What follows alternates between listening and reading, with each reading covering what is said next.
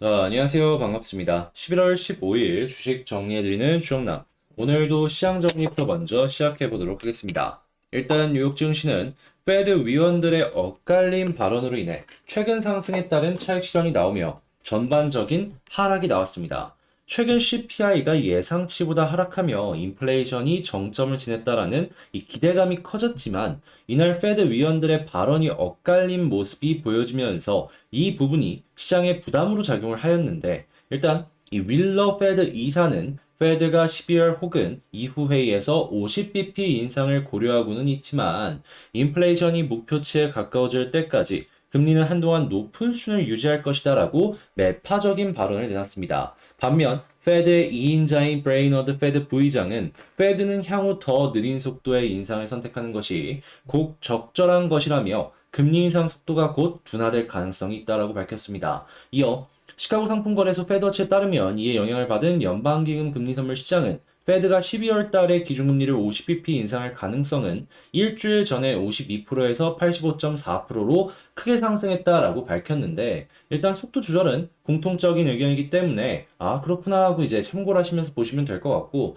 이 고점 부분에서 이제 피벗이 어떻게 일어날지 요거를 이제 중요 관점으로 하나씩 살펴보시면 좋을 것 같습니다. 자, 그리고 추가적으로 약간 우려가 되는 내용들도 시장에 계속해서 이제 변동성이 줄 수 있는 이슈로 나오고 있는데 지금 현재 뉴욕 연은이 조사한 기대 인플레이션은 10월달 기준 1년 후 기대 인플레이션 5.9%를 기록했습니다. 저번 달보다 0.5% 상승한 기록인데 아무래도 7월 이후에 최고치를 기록한 부분이기 때문에 시장에 부담으로 작용을 할 수가 있겠죠. 자, 그리고 미국의 중간선거에서 마지막으로 남은 이 조지아주를 제외하더라도 민주당이 상원의 다수당을 차지할 것이라는 소식이 전해지고 있습니다. 이전에 확정적인 재정정책과 공격적인 페드의 긴축이 이어질 것이다라는 우려가 커지고 있다 보니까 이 부분도 일단은 시장에 적용이 되는 시간이 좀 필요할 수 있을 것이다. 네, 안정이 되는 모습이 보여지잖아요. 그러면 이거는 알고 있는 내용이기 때문에 더 이상 시장에 부담으로 적용하진 않을 겁니다. 다만 이것보다 안 좋은 소식이 들려왔을 때에는 그때는 시장의 추가적인 하락에 대해서 어느 정도는 조심을 하시면서 살펴봐야 되지 않을까 싶네요.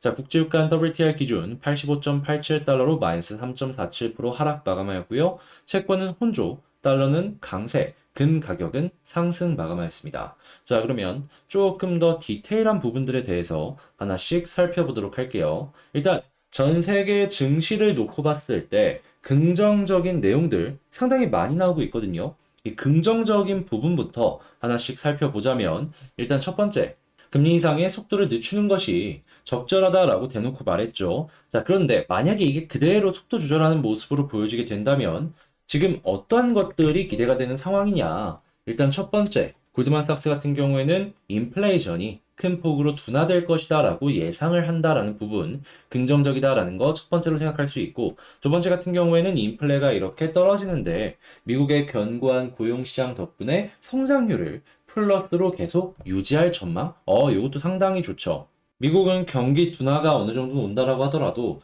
경기 침체까지는 안 간다라는 소리니까. 거기다가 이 중국 같은 경우에도 코로나 방역 완화 정책이 추가 완화를 위한 이 선행적인 강력한 신호다라는 의견도 있기 때문에 중국도 다시금 이 빗장을 열고 전 세계 인플레에 도움이 되는 이러한 이제 제품 공급 이런 거 생각을 해볼 수가 있을 것 같고요. 그리고 지금 우크라이나 쪽 같은 경우에도 종전이 어느 정도 보여지고 있다? 이런 내용들이 나오고 있기 때문에 약간 협상이나 이런 거에 그려질 수 있는 건 생각을 해볼 수 있겠지만은, 일단은 확실하게 이 러시아 쪽이 규제를 받는다라고 하더라도 전 세계에 갖고 있는 원자재나 이런 것들을 공급하는 이러한 것들로 다시금 복귀를 하는 모습이 보여지게 된다면은 인플레 안정에는 가속화되는 움직임이 보여질 것이다 생각하면서 볼 수가 있을 것 같습니다. 그래서 나온 내용들 보면은 미국도 괜찮고 중국도 괜찮고 이 유럽 같은 경우에도 안정세를 보여줄 가능성이 높을 것이다라고 생각을 하면서 일단은 이렇게 좋은 내용들이 나왔다. 이렇게 정리를 해보면 될 것 같은데 일단 문제는 좋은 게 있다면 안 좋은 것도 있겠죠. 일단 연준 속도 조절에 대해서 지금 너무 과하게 기대를 하는 것이 아니냐 이러한 이야기들도 나오고 있습니다. 그러면서 달러의 가치가 다시 꿈틀꿈틀하는 모습을 보여주고 있는데 지금 믿고 있는 미국의 고용 같은 경우에도 지금 기대 인플레가 어느 정도 높은 상황에서 이 대기업 위주로 대규모의 인력 감원이 하나씩 하나씩 보여지는 걸 확인을 할 수가 있죠. 이 아마존 같은 경우에는 아예 역대 최대 규모의 인력 감원을 착수한다라고 공식적으로 밝혔습니다. 여기에 영향을 받는 다양한 기업들 역시 따라갈 것이다라고 생각을 해볼 수가 있을 것이고요. 그러다 보면은 실업률 같은 경우에도 자연스럽게 지금보다는 조금 더 올라갈 수밖에 없겠죠. 그리고 미국이 이렇게 꺾이는 모습이 보여졌을 때 우리나라 같은 경우도 그렇고 이 외에 우리나라랑 비슷한 포지션을 갖고 있는 국가들도 상당히 힘이 들 수밖에 없을 겁니다. 현재 달러가 비싸지면서 수입 물가 지수가 계속해서 올라가주는 모습을 보여주고 있어요. 뭐 역대 최고다 이런 얘기까지 하고 있는데 자연스럽게 원자재 가격이 증가를 하면서 여기에 영향을 받는 기업들이 많이 생길 수밖에 없겠죠. 식품 같은 경우에도 매출 늘어도 지금 판가 올려도 영업이익이 계속 떨어지고 있다. 이런 얘기들 나오고 있고 금리 올라가다 보니까 자연스럽게 지금 유동성 현금이 모자란 기업들 같은 경우에는 비싸게 이자를 주고라도 일단 살아야 되기 때문에 채권을 발행하는 걸 확인을 할 수가 있습니다. 근데 중요한 건 이 채권을 발행을 하더라도 다 안 팔린다라는 게 문제인 거예요. 그러면 부채 때문에 흑자를 내더라도 흑자 도산까지도 연결이 될 수 있는 게 잘못하면 나올 수가 있다라는 거예요. 자, 거기에다가 지금 TV 스마트폰 수요가 뚝 떨어지면서 이 삼성, SK, LG의 창고에는 재고가 엄청나게 쌓였다라고 하죠. 이거 안 팔리면은 일부는 세일로 던지겠지만 나머지는 감가상각 때문에 다 영업 손실로 잡힐 겁니다. 자, 그러면 이게 한국만의 일일까요? 아니라는 거예요.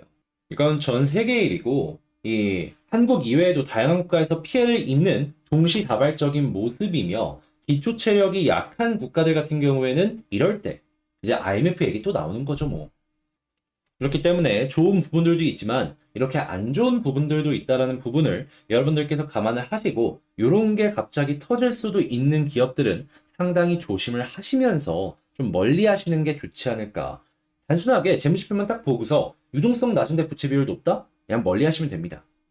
그래서 이제 한동안은 이런 리스크들이 앞으로 꾸준하게 우리의 앞길을 한 번씩 막을 가능성이 상당히 높다라고 볼 수가 있기에 이러한 부분은 조심을 하시면서 보는 게 괜찮다라는 것이죠. 그래서 현재 시장의 좋은 점과 나쁜 점, 이 양쪽 모두 여러분들 인지를 하시면서 보시면 좋겠고요. 자, 그럼에도 불구하고 현재 이 한국 시장에서 시장이 안 좋은데, 야, 얘는 또 괜찮을 수 있겠네. 라고 하는 종목들은 계속해서 나오는 걸 확인을 할 수가 있습니다.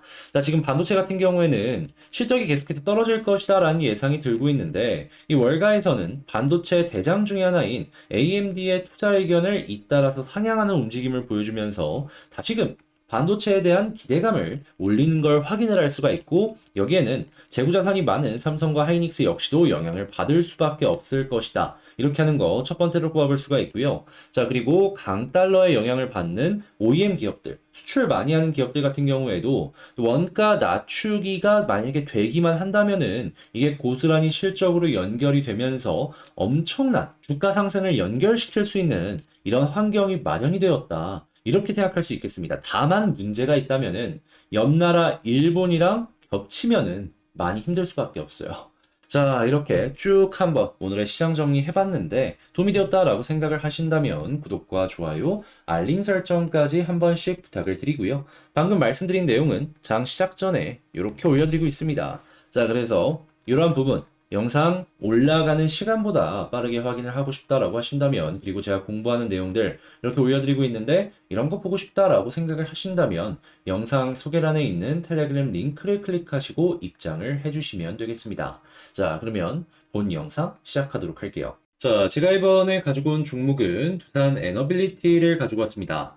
일단 제가 어제 말씀드렸던 61선 여 위에서 계속 왔다 갔다 하고 있죠. 저는 여기를 지금 지켜주기만 한다면 짧은 시간 내에 다시 한번 올라가는 그림까지 연결이 될 수 있을 것이다 라고 생각을 하는데 자, 지금 위치에서 이 상승을 위해 추가적으로 봐야 되는 부분이 뭐가 있는지 하나씩 살펴보도록 하겠습니다.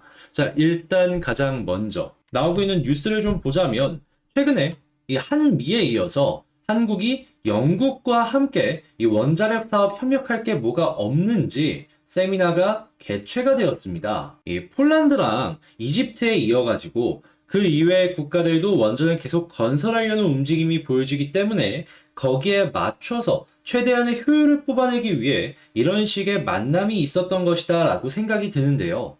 네, 솔직히 한국 입장에선 그냥 미국이랑만 같이 가도 나쁠 건 없긴 하거든요. 그런데 이번 자리가 왜 만들어졌을까? 한번 곰곰이 생각을 해보면 한국 입장에선 나쁘지 않을 것 같습니다. 왜냐하면 자, 영국 입장에선 최근에 이것저것 수출하려고 하더라도 이 영국 쪽이나 이제 프랑스를 제외한 유럽 지역에서 이 원전 관련된 기술력 좀 아쉽습니다.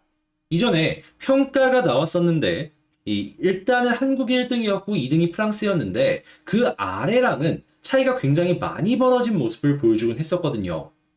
그렇게 이 기술력적인 부분에 있어서 괜찮은 기업들에 사람들은 계속해서 손을 내밀 수밖에 없을 것이고 우리가 설령 수주를 못 받는 환경이 보여진다라고 하더라도 협력사로 참여할 수 있는 이 돌아가는 길이 또 있기 때문에 이런 내용이 계속해서 나온다? 그러면 우리 돈 쓰는 건 아니지만 외부의 돈으로 우리 돈 벌어올 수 있다. 이런 생각해보기 괜찮지 않을까 싶은 거예요.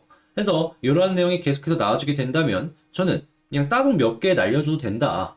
이렇게 좀 말씀을 드리고 싶고요. 자, 그리고 추가적으로 이제 기대를 할 수 있는 부분 중에 큰 파이 있는 것 중에 하나가 뭐냐 하면, 자, 우크라이나 종전의 시작, 이야기 나오기 시작했습니다. 당연히 이 전후 재건을 위해서 건설 사업이 굉장히 흥하겠죠. 그런데 기억하실 게 뭐냐 하면, 다시 도시를 재건했을 때 가장 기초부터 쌓아 올리잖아요. 그랬을 때 뭐 전선부터 시작을 해가지고 수도 막 이런 기본적인 인프라부터 먼저 깔기 시작을 할 거거든요. 수도는 그렇다고 치고 그러면 전기 쪽도 이제 건드려야 되는데 문제는 뭐냐? 이 우크라이나와 러시아의 전쟁 때문에 이 우크라이나의 전력을 많이 공급하는 이런 발전소들을 좀 뺏긴 것들이 없지 않아 있다라는 겁니다. 그러면 우크라이나 같은 경우에는 이에 대한 대체제를 찾을 수밖에 없고 여기에 원전에 대한 이야기가 무조건 나올 수밖에 없을 텐데 일단 미국이 굉장히 많이 지원을 했기 때문에 일단 최우선순위는 미국이 되겠죠. 근데 한국과 미국은 뭐다? 원전 동맹이다. 협력사로 참여를 해서 두산 입장에서는 핵심 기자재 납품을 하든가 뭘 하면서 매출을 올리면 된다. 이렇게 생각을 해보기가 괜찮은 거죠. SMR에 대한 이 테스트를 이 나라에서 성공적으로 하게 된다면 그 주변국으로의 판매까지도 한번 생각을 해보면 매우 매우 좋을 것이고요. 자, 그러면 일단 나오는 내용들 놓고 본다면 또 두산 입장에서는 좋은 내용 나왔네. 이렇게 생각해 볼 수 있겠죠. 이 앞만 봐도 나쁜 내용이 안 나와요.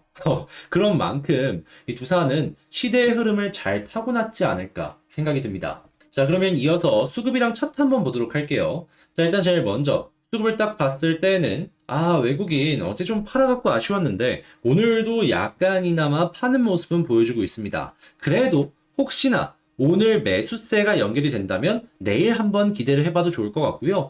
그리고 일단 기관 같은 경우에는 매수가 나오면 좋기는 한데 외국인이랑 같이 나왔을 때 두산은 특히나 파워풀하더라고요. 그래서 이거는 일단 나오면 좋은데 조금만 기다려야 되지 않을까 이렇게 생각을 합니다. 자, 그런 다음에 이제 차트를 놓고 보게 된다면은 지금 위치에서 단기적인 상승을 좀 만들기 위해선 다른 건 볼 필요가 없고 저는 이 60일선 위에서 횡보해주는 모습이 보여주는 게 최우선순위다라고 생각을 합니다. 자, 그런 다음에 그 이외에도 이제 조금 더 올라가는 흐름이 만들어지기 위해서는 지금 요 라인 이렇게 타고 올라가는 거 있잖아요.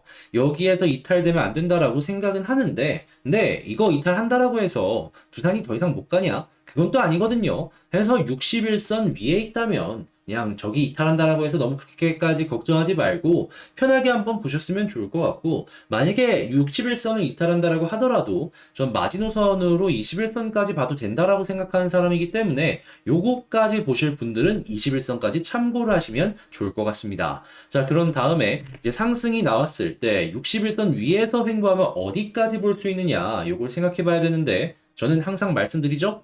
481선까지는 우선적으로 보시고 이제 241선도 떨어지면서 두 이평선들이 가까워질 거거든요. 그러면 여기를 뚫기가 힘들어지는 것도 있겠지만 한번 뚫었을 때 밀집해 있는 걸 뚫기 때문에 여기서 61선 뚫었을 때 반등한 것처럼 한 번 더 이렇게 통하고 튀어 올라가주는 모습이 나올 가능성이 높습니다. 자, 그랬을 때 위에 있는 매물대를 봐야 되는 게 굉장히 중요한데 일단 2만원 예, 2만 원까지 한번 통하고 튀어 올라가는 거 생각해 보시면 좋을 것 같네요. 자, 그러면 총정리를 해보자면 일단 사업적인 부분은 너무 좋다. 그렇기 때문에 이거 사업적인 부분은 더할 나위 없으니 여기에 부정적으로 생각할 필요는 지금은 없는 것 같다. 자, 두 번째, 수급을 놓고 봤을 때 지금 기관이 들어오는 모습은 보여주고 있지만 외국인이 저는 더 중요한 것 같다. 외국인 최우선적으로 보자. 자, 세 번째, 차트를 봤을 때에는 최우선은 뭐니 뭐니 해도 61선이 되겠다. 자, 그리고 이게 지지가 되어주는 모습이 보여지게 된다면 481선을 1차 목표로 잡을 수 있을 것 같고 여기마저 뚫어주게 된다면 2만원 언더까지 한번 목표를 잡아오면 좋을 것 같다라고 말씀드리면서 에너빌리티 영상을 마치도록 하겠습니다. 자, 지금 그동안 힘든 걸 어느 정도 많이 시켜주면서 꿈틀꿈틀해주는 모습이 아주 긍정적인데 여러분들 모두 힘든 이런 시간들 잘 버텨나가시고 그리고 이제 좋은 결과 연결시켜셨으면 좋겠고요. 자, 일단 저는 다음에 또 더 좋은 영상으로 인사드린다라고 말씀드리면서 제 영상이 여러분들께 도움이 되었다면 구독과 좋아요, 알림 설정까지 한번 부탁드리며 끝내도록 하겠습니다. 이상 주식 정리해드리는 주영남이었고요. 영상 끝까지 시청해주셔서 감사합니다.